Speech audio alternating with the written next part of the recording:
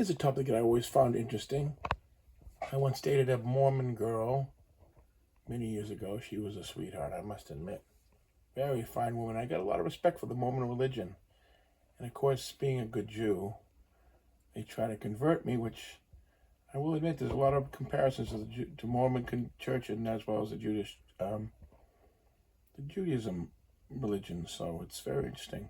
And of course, some other far-fetched situations where Joseph Smith, of course, found these plates, but it's very interesting because they have these witnesses, and he made this. The whole foundation of the Mormon Church, of course, is this witnesses of him finding these plates, and there were witnesses. He made signed affidavits and letters confirming that they were also witness to the plates that he saw and the transcribing of the plates, and it's a very interesting faith thing, but they try to actually provide documents to prove the factual seeing of all these plates, which is the basis of their religion, of course.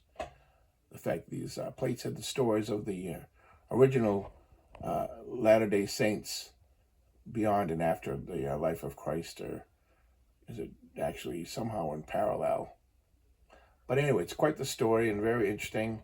And here at auctions coming up, one of these letters here, one of the original witnesses that wrote one of the letters initially, and this is a number of years after actually was excommunicated. But I just thought I'd just post this because it's just so interesting. If you like Mormonism and the history of it, and you don't realize that these early books of Mormon and these early letters are very valuable to collectors, and this letter really is one of the most important I've ever seen that's come for sale. I just had to talk about it for a second here. It was located in this binder here, which someone actually, I know a friend of mine found this at a flea market in Mount Dora in Florida a number of years ago.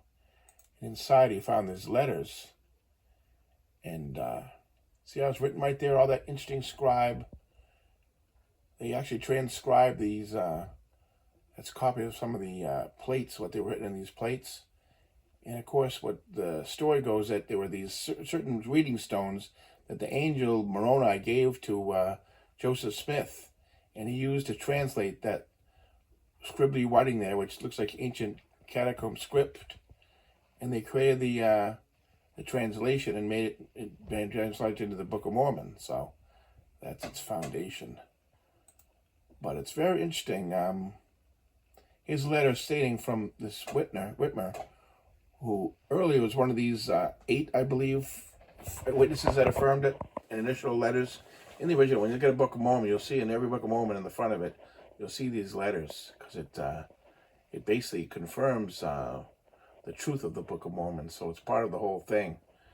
Anyway, so this right here is a letter written in May 1877, after he was excommunicated. I'm not exactly sure why he was excommunicated, but he never denied the witnessing of this initial, Joseph Smith translation.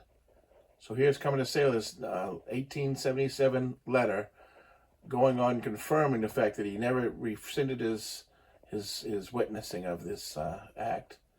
And it's just a great thing anyway. So it's coming up in a Swann Auction in June 29th, is it? Let's go down here to see what it is. It's coming up in June 25th. And for the heck of it, I'm going to put a couple of links to help you look at the story and such.